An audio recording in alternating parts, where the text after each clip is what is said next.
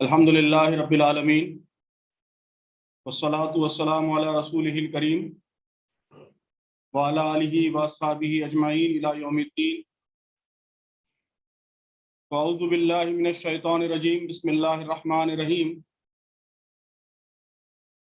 ولا تہنوا ولا تحزنوا وانتم الاعلون ان کنتم مؤمنین ان یمسسکم قرح فقد مس القوم قرح مثلہ وَتِلْكَ الْأَيَّامُ نُدَاوِلُهَا بَيْنَ النَّاسِ وَلِيَعْلَمَ اللَّهُ الَّذِينَ آمَنُوا وَيَتَّخِذَ مِنْكُمْ شُهَدَاءَ وَاللَّهُ لَا يُحِبُّ الظَّالِمِينَ۔ صدق اللہ العظیم۔ وعن ابی ہریرہ رضی اللہ تعالی عنہ قال قال رسول اللہ صلی اللہ علیہ وسلم بدأ الاسلام غریبا وسیعود کما بدأ فطوبى للغرباء او کما قال علیہ الصلوۃ والسلام۔ رب اشرح لی صدری ویسر لی امری واحلل عقدۃ من لسانی یفقہوا قولی۔ محترم امیر حلقہ کرناٹک ڈاکٹر سعد بلگامی صاحب، صدر جی آئی او کرناٹک سمیہ روشن صاحبہ، محترمہ امت الرزاق صاحبہ، اور کرناٹک کے مختلف علاقوں سے آج کے اس پروگرام میں شریک حوصلہ مند اور جواں عزم بیٹیوں، السلام علیکم ورحمۃ اللہ وبرکاتہ۔ یہ میرے لیے بڑی خوشی کا موقع ہے کہ کرناٹک کی جی آئی او کے پروگرام میں شاید پہلی دفعہ مجھے شرکت کا موقع مل رہا ہے۔ اللہ تعالیٰ آپ کی کوششوں کو قبول فرمائے، آپ سب کو حوصلہ اور استقامت عطا فرمائے، آپ کے لیے راہوں کو ہموار فرمائے، اور اپنے مقاصد میں عظیم کامیابیاں اللہ تعالیٰ آپ سب کو عطا فرمائے۔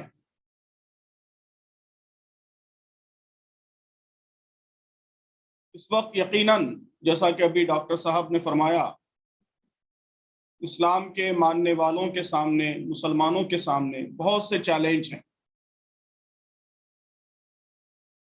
کرناٹک میں جو حجاب کے نام پر کنٹروورسی پیدا کرنے کی کوشش کی گئی ہے، اس کو لے کر سارے ملک میں تشویش پائی جاتی ہے۔ حجاب جیسی چیز کو، ایک بہت ہی ہارم لیس چیز کو کنٹروورسیل بنانے کی، متنازعہ بنانے کی کوششیں ہو رہی ہیں۔ حالانکہ واقعہ یہ ہے کہ ہمارے ملک میں ہمیشہ حجاب کو لے کر بہت ہی احترام کا، رسپیکٹ کا رویہ رہا ہے۔ حیا اور شرم، ماڈسٹی اور پاکیزہ لباس، یہ ہمیشہ ہندوستانی عورت کی علامت رہی ہے، ہندوستانی عورت کی پہچان رہی ہے۔ اس لیے حجاب کو بھی، پردے کو بھی جو مسلمان خواتین کرتی ہیں اللہ کے حکم سے، اس کو بھی اس ملک میں صدیوں سے رسپیکٹ کی نگاہ سے، احترام کی نگاہ سے دیکھا گیا ہے۔ اور ہمیشہ ہم دیکھتے رہے ہیں کہ اگر کوئی باحجاب خاتون، باحجاب لڑکی باہر آتی ہے تو ہمارے ہندو بھائی، سکھ بھائی،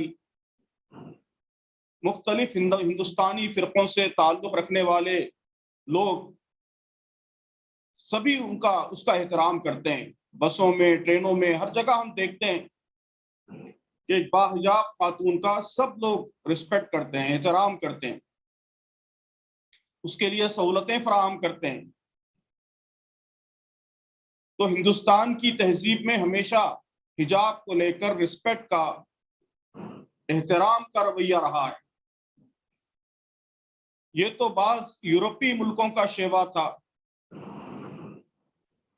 کہ وہ حجاب کو اپنے کلچر کے لیے، اپنی تہذیب کے لیے تھریٹ سمجھتے تھے، خطرہ سمجھتے تھے اور اس کی مخالفت کرتے تھے۔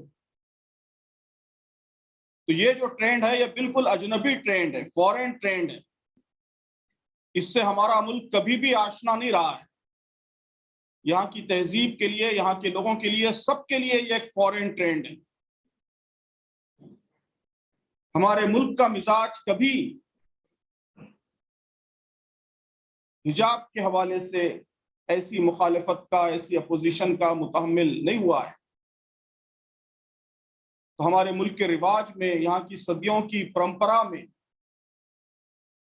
پوری ہسٹری میں کسی زمانے میں بھی حجاب کو لے کر کبھی مخالفت نہیں ہوئی ہے، بلکہ ہر زمانے میں، جیسا کہ میں نے عرض کیا، اس کا احترام کیا جاتا رہا ہے، رسپیکٹ کیا جاتا رہا ہے۔ خواتین کا اور لڑکیوں کا سر ڈھانکنے کا عمل، حجاب جو لازمی حجاب ہے، جس پر سارے مسلمان متفق ہیں کہ اللہ کا حکم ہے کہ سر ڈھانکا جائے، ساری باڈی کو کور کیا جائے، تو سر ڈھانکنے کا عمل خود اس ملک میں ہمیشہ رائج رہا ہے۔ تو ایسی چیزوں کی بھی مخالفت ہونا اور ان کو کنٹروورسی کا مرکز بنانا، یہ بہت ہی افسوس کی بات ہے، پورے ملک کے لیے تشویش کی بات ہے، کنسرن کی بات۔ یہ صرف مسلمانوں کے لیے تشویش کی بات نہیں ہے، پورے ملک کے لیے تشویش کی بات۔ پورے ملک کے باضمیر لوگوں کا ضمیر اس پر بے چینی محسوس کرنا چاہیے۔ تو ہمیں پورے زور و شور سے یہ بات کہنی چاہیے کہ حجاب کی مخالفت، یہ جہاں اسلام کی مخالفت ہے، وہیں بھارت کی صدیوں کی روایت کی مخالفت ہے۔ یہ یہاں کی تہذیب کے خلاف ہے، یہاں کی پرمپرا کی، یہاں کی مریادہ کے خلاف ہے۔ حجاب عزیز بیٹیوں ایک باوقار لباس ہے، ایک ڈگنیفائڈ ڈریس ہے۔ دنیا کی تمام قومیں اپنی انتہائی محترم خواتین کو، جن کو وہ محترم سمجھتے ہیں، مقدس سمجھتے ہیں، ہولی سمجھتے ہیں، ایسی خواتین کو اسی لباس میں دیکھنا پسند کرتے ہیں۔ یہ وہی لباس ہے جس میں دنیا کے سارے عیسائی بھائی بی بی مریم کی تصویر بناتے ہیں۔ سیتا جی کی جو تصویریں ہمارے ہندو بھائی بناتے ہیں، اس میں بھی وہ اکثر سر کو ڈھانکے رہتی ہیں۔ تو جس لباس کو دنیا کی ساری قومیں اپنی مقدس خواتین کا لباس سمجھتی ہیں، اس کے ساتھ وابستہ کرتی ہیں، اسلام نے ہر خاتون کو، ہر لڑکی کو وہی لباس دیا ہے، کیونکہ حوا کی ہر بیٹی محترم ہے، ہر بیٹی مقدس ہے۔ ہر بیٹی کی طرف اٹھنے والی نگاہ احترام کی، تقدس کی، عزت کی، رسپیکٹ کی نگاہ ہونی چاہیے، یہ اسلام چاہتا ہے۔ افسوس کہ فرقہ پرستی کی آگ میں یہ پاکیزہ تصور اور یہ مقدس جذبہ، اس کو کنٹروورشل بنانے کی اور متنازع بنانے کی انتہائی ناپاک کوشش ہو رہی ہے۔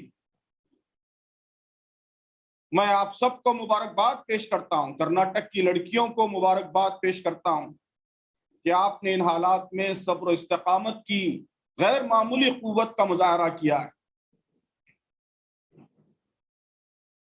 میں یہاں دلی میں بیٹھا ہوں، پورے ملک سے یہاں خبریں آ رہی ہیں، ہندوستان کے ہر کونے میں مسلمان کرناٹک کی لڑکیوں کے حوالے سے فخر کا جذبہ محسوس کر رہے ہیں۔ کرناٹک کی بیٹیوں نے پوری امت مسلمہ کا سر فخر سے بلند کر دیا ہے، سب کے لیے غیر معمولی مثال قائم کی ہے۔ اپنے پرنسپلز پر، اپنے شعار پر جس استقامت کے ساتھ آپ ڈٹی رہیں، جس پرزیورنس کا آپ نے مظاہرہ کیا، اور دوسری طرف پروک ہوئے بغیر، اپنے ایموشنز کو کسی غلط ڈائریکشن میں آگے بڑھنے دیے بغیر،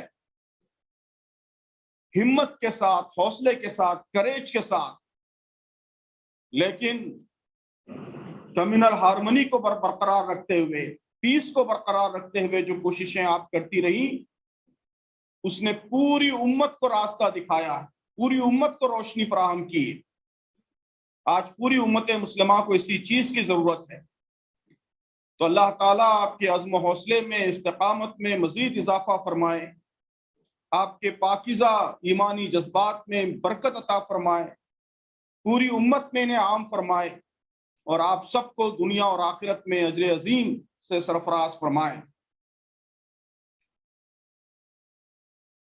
عزیز بیٹیوں، اسلام کی پوری تاریخ اس بات پر گواہ ہے کہ اللہ تبارک و تعالیٰ نے ہمیشہ مشکلات اور چیلنجوں کے درمیان ہی سے اس امت کے لیے کامیابی کا راستہ نکالا ہے۔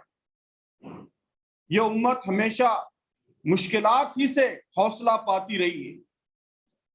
رکاوٹوں نے اس کی ترقی کی رفتار کم نہیں کی ہے، بلکہ ہمیشہ تاریخ کے ہر دور میں رکاوٹوں نے اس کی ترقی کی رفتار تیز کی ہے، اسپیڈ اپ کیا ہے اس امت کو۔ چیلنج ہمیشہ اس کے لیے اپارچونٹیز بنے ہیں، مواقع بنے ہیں۔ مصیبتوں سے اور پریشانیوں ہی سے یہ امت ہمیشہ انرجی، پاور، قوت اور توانائی حاصل کرتی رہی ہے۔ تو عزیز بیٹیوں، ان چیلنجوں سے ہمیں گھبرانے کی ہرگز ضرورت نہیں ہے۔ ہم ان میں اپارچونٹیز تلاش کریں گے، مواقع تلاش کریں گے۔ ہم اللہ تعالیٰ کی سنت کو یاد رکھیں گے کہ ان مال اسری یسرا، کہ مشکلات ہی میں آسانیاں پوشیدہ ہیں، مشکلات ہی کے ساتھ آسانیاں وابستہ ہیں۔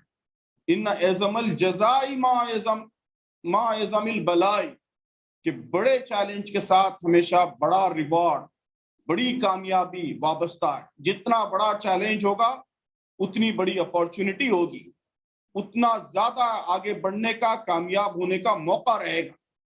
تو بڑے چیلنج آ رہے ہیں تو اس سے ہم ہرگز نہیں گھبرائیں گے۔ ہم سمجھیں گے کہ اللہ تعالیٰ نے ہم کو ایک بڑا موقع، بڑی اپارچونٹی عطا کی۔ میں نے جو حدیث پڑھی ہے ابھی اپنی گفتگو کے آغاز میں، اس میں اللہ کے رسول صلی اللہ علیہ وسلم نے ایسی بات بیان فرمائی ہے کہ ہر مومن کا دل خوشی سے سرشار ہو جاتا ہے۔ اللہ کے رسول صلی اللہ علیہ وسلم نے غیر معمولی خوشخبری سنائی ہے، غیر معمولی بشارت سنائی ہے، گلیڈ ٹائڈنگ سنائی ہے۔ کیا فرمایا آپ نے فرمایا کہ دین اسلام اپنے آغاز میں اجنبی تھا۔ Islam was strange in the beginning, بدأ الاسلام غریبا، اسلام started as something very strange۔ اور اس کا مطلب یہ ہے کہ اس کی باتوں کو لوگ اجنبی سمجھتے تھے، لوگ اس سے نامانوس تھے، اور آپ صلی اللہ علیہ وسلم نے پیشن گوئی کی، فورکاسٹ کی کہ وَسَيَعُودُ كَمَا بَدَا، کہ بہت جلد دوبارہ ایسا ہی ہو جائے گا، دوبارہ اسلام اجنبی بن جائے گا۔ یعنی اسلام کے تصورات، اسلام کے کنسیپٹس، اسلام کی تعلیمات، اس میں لوگوں کو نامانوسیت محسوس ہوگی۔ لوگ اسے اسٹرینج تھنگ سمجھیں گے، ایسی چیز سمجھیں گے جس سے وہ ابھی تک واقف نہیں تھے، جس سے ان کا مزاج ہم آہنگ نہیں تھا۔ تو عزیز طالبات، اس وقت یہی کوششیں ہمارے ملک میں ہو رہی ہیں کہ اسلام کو اجنبی بنا دیا جائے، اسلام کے تصورات کو اجنبی بنا دیا جائے۔ حجاب جیسی چیز کو، جسے اس ملک کا ہر فرد عزیز رکھتا تھا، پسند کرتا تھا، میں نے عرض کیا کہ رسپیکٹ کے ساتھ حجاب کے عمل کو دیکھتا تھا، آج اس کو غیر ضروری چیز باور کرانے کی کوشش ہو رہی ہے۔ ایسے حالات میں اللہ کے رسول صلی اللہ علیہ وسلم نے فرمایا کہ فَطُوبَى لِلْغُرَبَاء، کہ غربا یعنی جو لوگ اجنبیت کے شکار ہیں وہ مبارکباد کے مستحق ہیں۔ تو عزیز بیٹیوں، میں نے آپ کو مبارکباد دی، لیکن یہ مبارکباد صرف میں نہیں دے رہا ہوں، بلکہ ان سب بیٹیوں کو، بہنوں کو جو ان حالات میں استقامت کے ساتھ اپنے پرنسپلز پر، اپنے اصولوں پر جمی رہی، پرزیورنس کا مظاہرہ کیا، تو آپ صلی اللہ علیہ وسلم کی مبارک زبان سے، زبان رسالت سے ان سب کو گویا مبارکباد سنائی گئی ہے۔ جو بہنیں ان اصولوں کی خاطر ستائی جائیں گی، آئندہ بھی پریشان ہوں گی، تو ان سب کو اللہ کے رسول نے فرمایا کہ فطوبى للغرباء، کہ ایسوں کے لیے بشارت ہے، ایسوں کے لیے خوشخبری ہے۔ تو عزیز طالبات، آپ غور کیجئے کہ رسول اللہ صلی اللہ علیہ وسلم کی مبارکباد سے بڑھ کر ایک بندہ مومن کے لیے سعادت کی، مسرت کی کیا بات ہو سکتی ہے؟ یہ معراج ہے، ہماری سعادتوں کی اور ہماری مسرتوں کی معراج ہے، ہماری خوشی کی معراج ہے کہ اللہ کے رسول صلی اللہ علیہ وسلم کی بشارت کے، آپ کی مبارکباد کے ہم مستحق بنیں۔ تو یہ موقع ہے ہمارے لیے، اپارچونٹی ہے کہ ہم فطوبى للغرباء کے بشارت کے مستحق بنیں۔ زبان رسالت سے جو بشارت سنائی گئی ہے اس کے ہم حقدار بنیں، وہ عظیم شرف ہم حاصل کریں جس سے بہتر شرف کی دنیا کا کوئی مسلمان تمنا نہیں کر سکتا۔ ہماری تمنائیں جہاں جا کر رک جاتی ہیں وہ ایسی بشارت ہے۔ تو عزیز بیٹیوں، ایسے چیلنج جو آتے ہیں ان کے پیچھے اللہ تعالیٰ کی اسکیم ہوتی ہے، اس کے مقاصد ہوتے ہیں اللہ تعالیٰ کے پیش نظر۔ قرآن اور حدیث کے مطالعے سے کئی مقاصد ہم کو معلوم ہوتے ہیں۔ سب سے پہلی بات تو وہی ہے، قرآن مجید کی مشہور آیت جس کے ایک فقرے کو آج آپ نے اس پروگرام کا ٹائٹل بنایا ہے اور جس کی تلاوت سے پروگرام کا آغاز ہوا ہے کہ وَلَا تَهِنُوا وَلَا تَحْزَنُوا وَأَنْتُمُ الْأَعْلَوْنَ إِن كُنتُم مُؤْمِنِينَ، کہ مسلمانوں تم نہ تو کمزور پڑو، do not get weakened، نہ غمگین رہو، اگر تم مومن ہو، بلیور ہو تو تم ہی سر بلند رہو گے۔ اور اس وقت اگر تمہیں چوٹ لگی ہے تو اس سے پہلے تمہارے مخالف فریق کو بھی لگ چکی ہے۔ یہ تو زمانے کے نشیب و فراز، زمانے کے اونچ نیچ ہیں جنہیں ہم لوگوں کے درمیان عدلتے بدلتے رہتے ہیں۔ تم پر یہ وقت اس لیے لایا گیا ہے کہ اللہ دیکھنا چاہتا ہے کہ تم میں سچے مومن، ٹرو بلیورز کون ہیں، اور ان لوگوں کو چھانٹ لینا چاہتا ہے جو واقعی سچائی کے گواہ ہیں۔ ظالم لوگ اللہ کو پسند نہیں ہیں۔ تو آپ غور کیجئے کہ اس آیت میں اللہ تعالیٰ نے اپنی ایک اہم سنت کا ذکر کیا ہے۔ اس طرح کے حالات میں اس آیت سے ہم کو بڑا حوصلہ ملتا ہے، حوصلہ بھی ملتا ہے، روشنی بھی ملتی ہے، گائیڈنس بھی ملتی ہے کہ اللہ تعالیٰ نے اپنی ایک اہم سنت کا ذکر کیا ہے کہ اللہ تعالیٰ حالات کو ہمیشہ ایک جیسے نہیں رکھتا، حالات عدلتے بدلتے رہتا ہے۔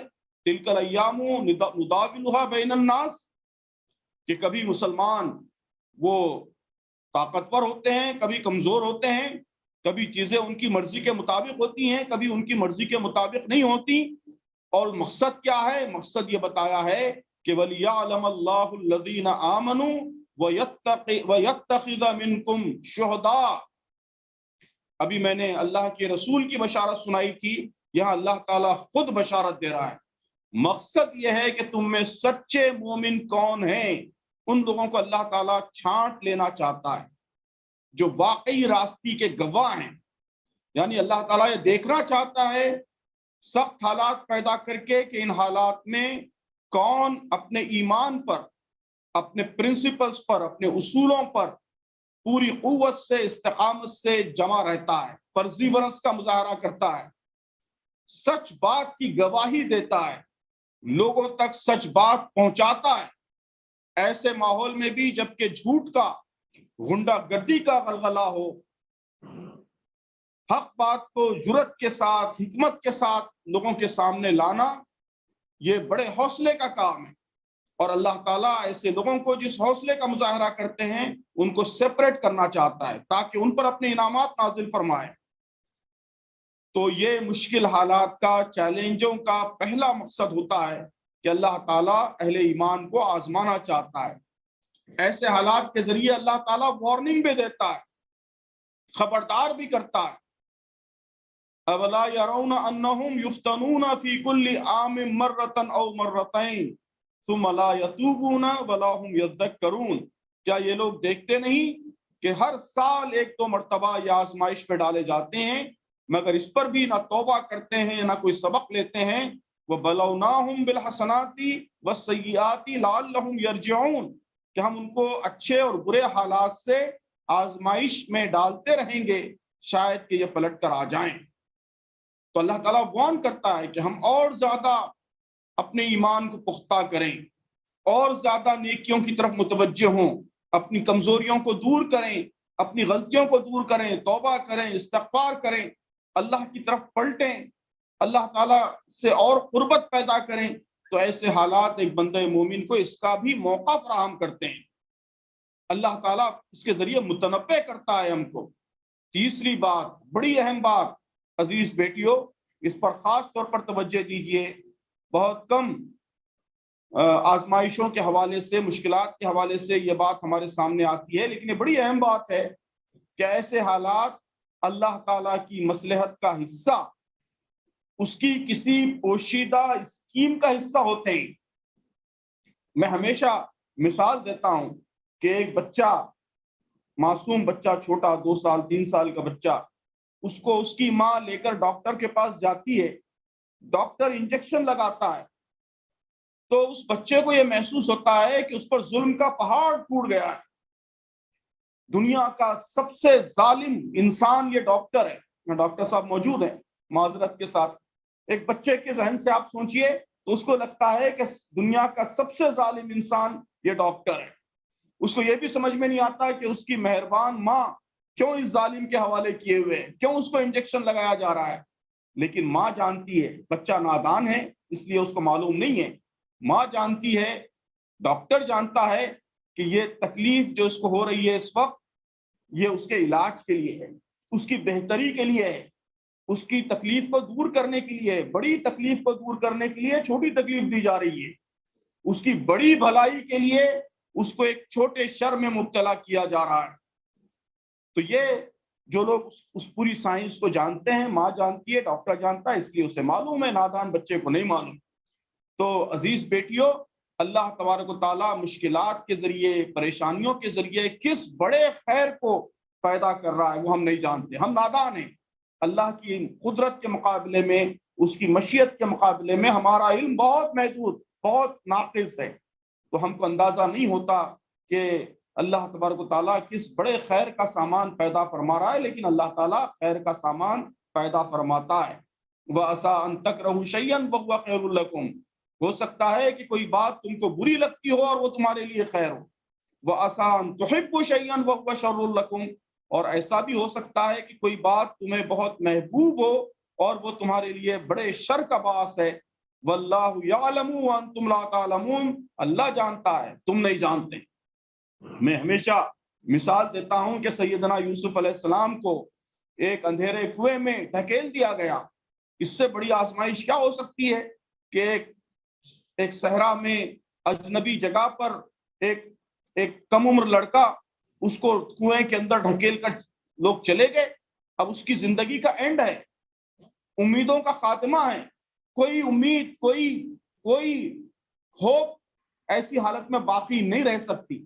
لیکن آپ دیکھیے کہ سیدنا یوسف علیہ السلام کے لیے اللہ تبارک و تعالیٰ نے اس اندھے کنویں کو مصر کے تخت کا پہلا زینہ بنایا، مصر کے تخت و تاج کا پہلا زینہ بنایا، اور پھر اس کے بعد مصر میں طویل قید، اس کو اللہ تعالیٰ نے دوسرا زینہ بنایا۔ یہ دونوں زینوں سے، سخت آزمائشوں کے 2 زینوں سے گویا چڑھ کر حضرت سیدنا یوسف علیہ السلام مصر کے تاج و تخت پر گویا متمکن ہوئے۔ تو محترم بہنوں اور بیٹیوں، ایسے حالات میں ہمیں ان سب باتوں پر، اللہ تعالیٰ کی اس اسکیم پر نظر رکھنی چاہیے، اور یہی سوچنا چاہیے کہ یہ ان تینوں مقاصد کے حصول کا ذریعہ ہے۔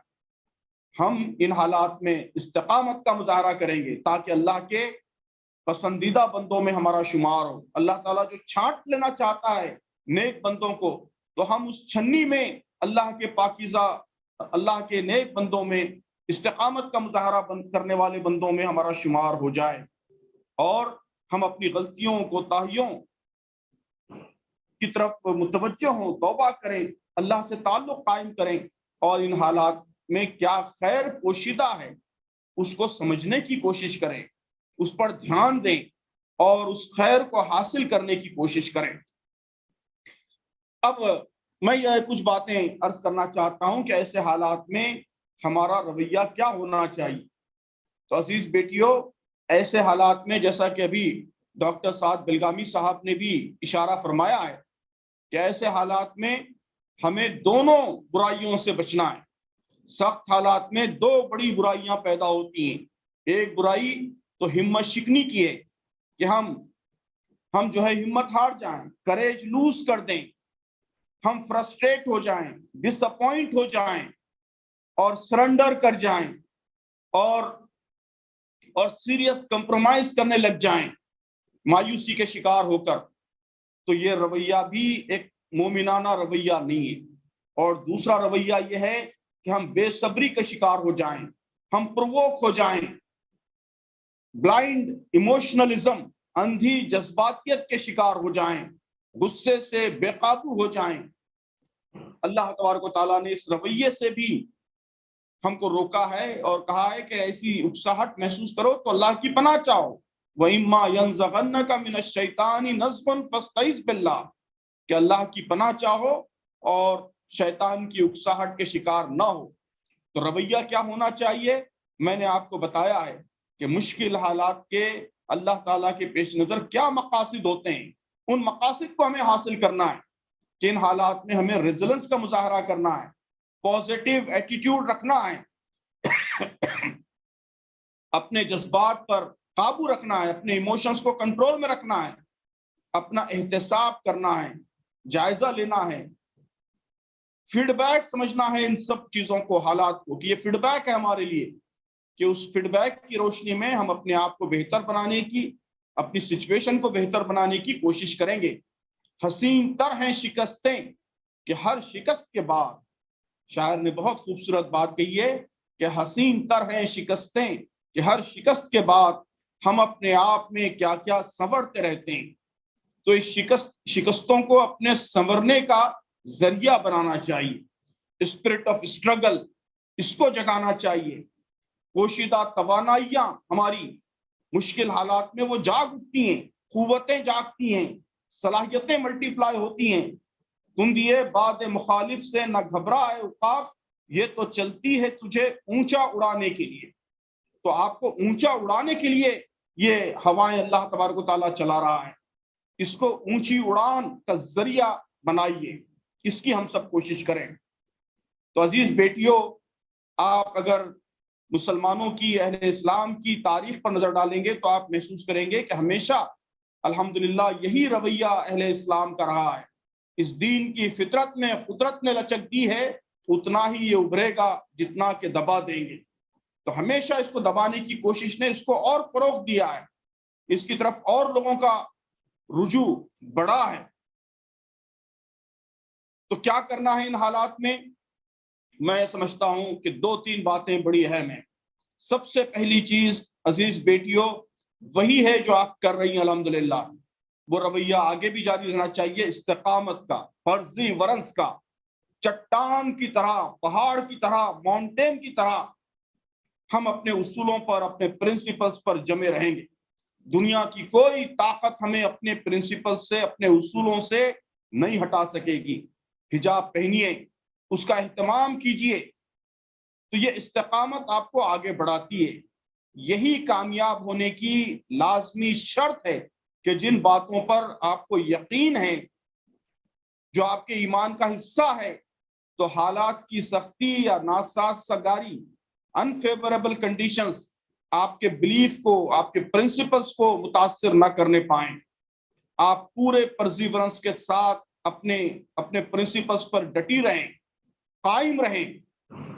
تو دنیا میں ہمیشہ یہی ہوتا ہے کہ نظریات، پرنسپلز، اصولز، ان کو ریزسٹنس کا، مزاحمت کا سامنا کرنا پڑتا ہے، اس سے گزرنا پڑتا ہے۔ اس کے مقابلے میں جب آپ پرزیورنس کا مظاہرہ کرتے ہیں، استقامت کا مظاہرہ کرتی ہیں، تو پھر آپ کے پرنسپلز کی سچائی لوگوں کے سامنے نکھر کر آتی ہے۔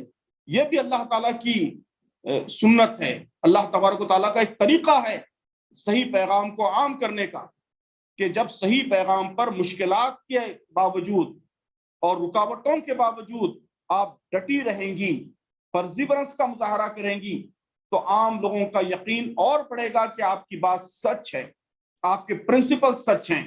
لوگوں کے سامنے ان پرنسپلز کی معقولیت، آپ کی بات کی سچائی یہ اور واضح ہو کر اور کلیئر ہو کر نکھر کر لوگوں کے سامنے آئے گی۔ تو ہمیشہ تاریخ میں ایسا ہی ہوا ہے کہ مزاحمت کے مقابلے میں نظریے کے، آئیڈیالوجی کے، پرنسپلز کے جو علمبردار ہوتے ہیں، ان کے پرزیورنس کی وجہ سے لوگوں کے سامنے اس کی سچائی کا اظہار ہوتا ہے اور وہ آپ کے پرنسپل سے قوت بننے لگتے ہیں۔ اللہ تعالیٰ نے اسی لیے استقامت پر غیر معمولی بشارتیں دی ہیں کہ ان الذین قالوا ربنا اللہ، کہ جو لوگ کہتے ہیں کہ اللہ ہمارا رب ہے، ثم استقاموا، پھر اس پر جم جاتے ہیں، پرزیورنس کا مظاہرہ کرتے ہیں، اللہ نے فرمایا ہے کہ تتنزل علیہم الملائکہ اللہ تخافوا ولا تحزنوا وابشروا بالجنۃ التي کنتم توعدون، کہ فرشتے ان پر اترتے ہیں اور کہتے ہیں کہ کوئی خوف دل میں نہ لاؤ، کسی بات کا غم نہ کرو، اور اس جنت سے خوش ہو جاؤ جس کا تم سے وعدہ کیا گیا ہے۔ تو پہلی چیز ان حالات میں ہمارا پرزیورنس ہے، اپنے اصولوں پر جمنے کی صلاحیت ہے۔ دوسری چیز عزیز بیٹیوں وہ کمیونیکیشن ہے، ڈائیلاگ ہے، لوگوں سے بات کرنا ہے، لوگوں کو آپ کا جو اسٹینڈ ہے اس کی ریشنلٹی، اس کی معقولیت سمجھانا ہے، ملک کا جو ضمیر ہے، کانشنس ہے، اس کو اویکن کرنا ہے، بیدار کرنا ہے۔ تو کوئی مسئلہ اور کوئی ہماری جذباتی کیفیت، ہماری ایموشنل کنڈیشن ہم کو اس سب سے اہم کام سے غافل نہ کرنے پائے، اس کا ہمیں لحاظ رکھنا ہے کہ پبلک اوپینین غلط رخ پر نہ جانے پائے۔ عدالتوں کے فیصلے بدل سکتے ہیں۔ خود آپ نے دیکھا کہ اس حجاب کے مسئلے پہ کیرلا ہائی کورٹ فیصلہ دے چکی ہے، اب یہ کرناٹک ہائی کورٹ کا فیصلہ آیا ہے، پھر کوئی اور ہائی کورٹ دوسرا فیصلہ دے گی۔ سپریم کورٹ کے سلسلے میں بھی ہم کو امید رکھنی چاہیے کہ وہ اس فیصلے کو بدل دے گا، اس کی غلطیوں کو دور کرے گا۔ تو عدالتوں کے فیصلے بدل سکتے ہیں، حکومتوں کے حکم نامے، سرکولرز، جیوز، یہ سب بھی بدلتے رہتے ہیں، ان میں کوئی چیز پرماننٹ نہیں ہے۔ لیکن پبلک اوپینین اگر غلط رخ پر بن جائے تو اس کو بدلنا مشکل ہوتا ہے، وہ زیادہ پرماننٹ چیز ہوتی ہے۔ اور اگر اسی رخ پر پبلک اوپینین بنتا رہے، لوگ یہ سمجھتے رہیں کہ مسلمان اس ملک کے لیے خطرہ ہیں اور حجاب اور اسلام کی تعلیمات وہ نامناسب ہے، یہ اگر بات عام ہو جائے تو یہ زیادہ بڑا چیلنج ہے، یہ زیادہ بڑا مسئلہ ہے۔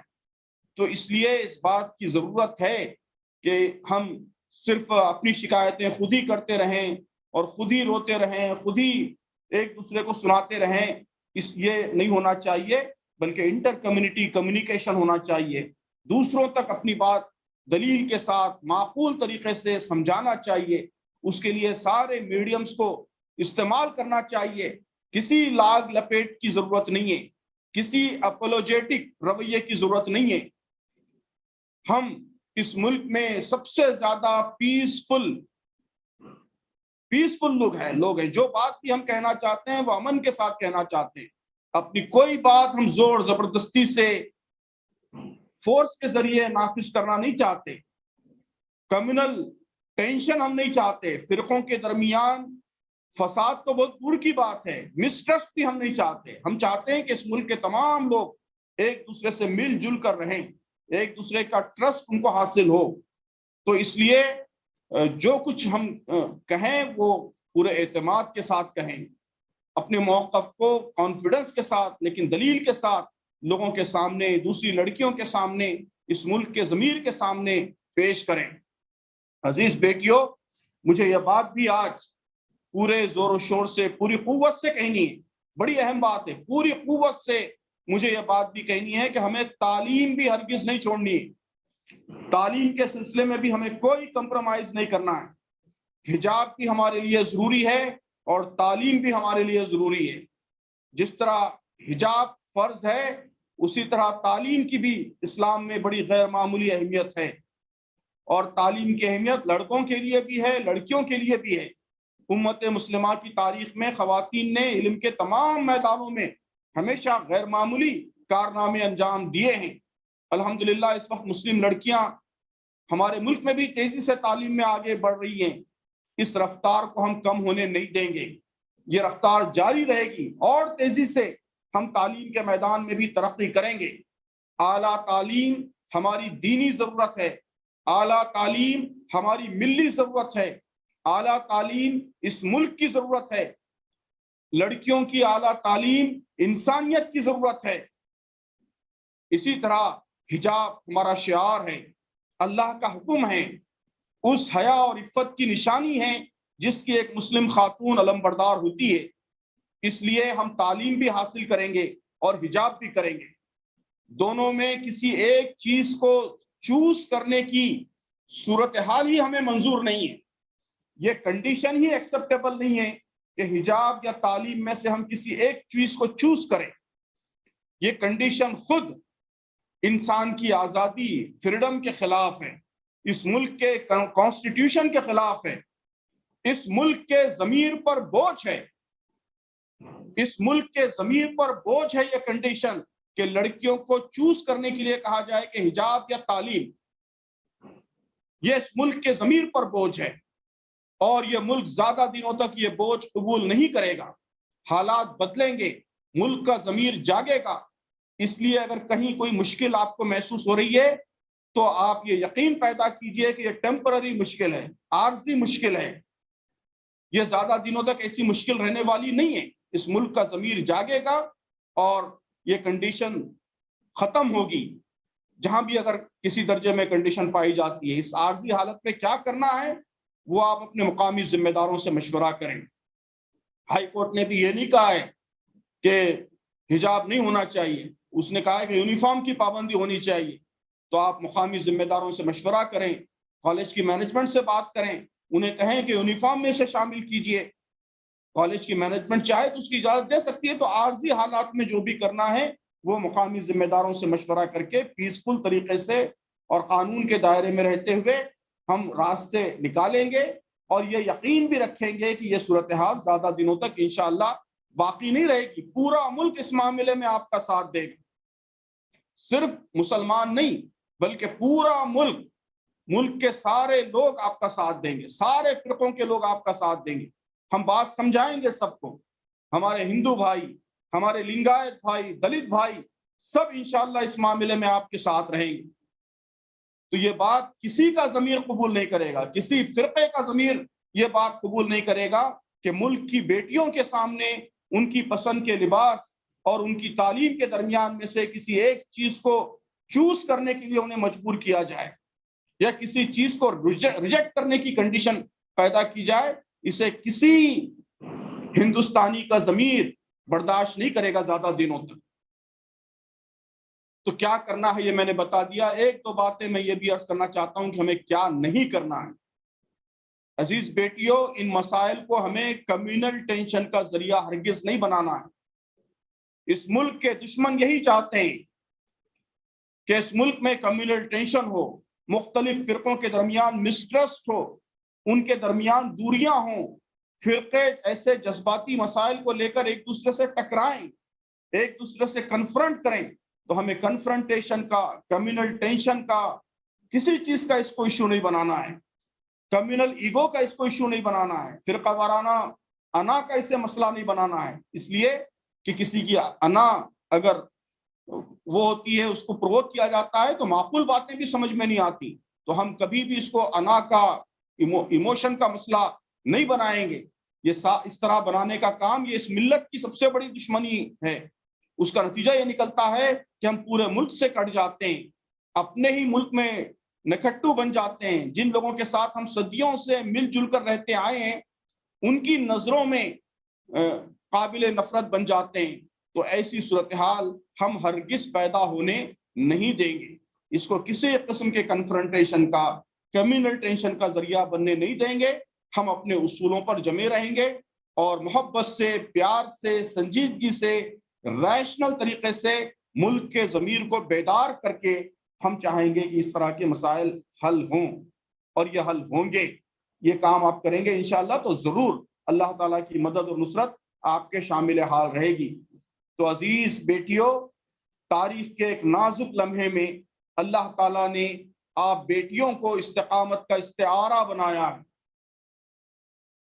تاریخ کے اس نازک موڑ پر ہماری بیٹیاں، کم عمر بیٹیاں، وہ جرت کی، ہمت کی، حوصلے کی علامت بن کر ابھری ہیں۔ یہ میں سمجھتا ہوں کہ بہت خوش آئین پہلو ہے۔ اللہ سے دعا ہے کہ اللہ تعالیٰ اس صورتحال کو امت کے عروج کی، ترقی کی سیڑھی بنا دے، ذریعہ بنا دے۔ آپ سب لڑکیوں کے اندر حوصلہ، استقامت اللہ تبارک و تعالیٰ باقی رکھے، اس میں مزید ترقی عطا فرمائے، اور حوصلے کے ساتھ ساتھ ہم حکمت کے ساتھ بھی کام کریں۔ اللہ تبارک و تعالیٰ اس ملک میں امن و امان کی، پیار اور محبت کی فضا کو عام کرے، اور جو قوتیں ملک کی عوام کو تقسیم کرنا چاہتی ہیں، ان کے درمیان ٹینشنز اور ان کے درمیان دوریاں پیدا کرنا چاہتی ہیں، اللہ تعالیٰ ان قوتوں کو کمزور فرمائے، اور امن و امان اور بھائی چارہ، ہم آہنگی چاہنے والی قوتوں کو اللہ تعالیٰ ترقی عطا فرمائے۔ آمین۔ وآخر دعوانا ان الحمد للہ رب العالمین۔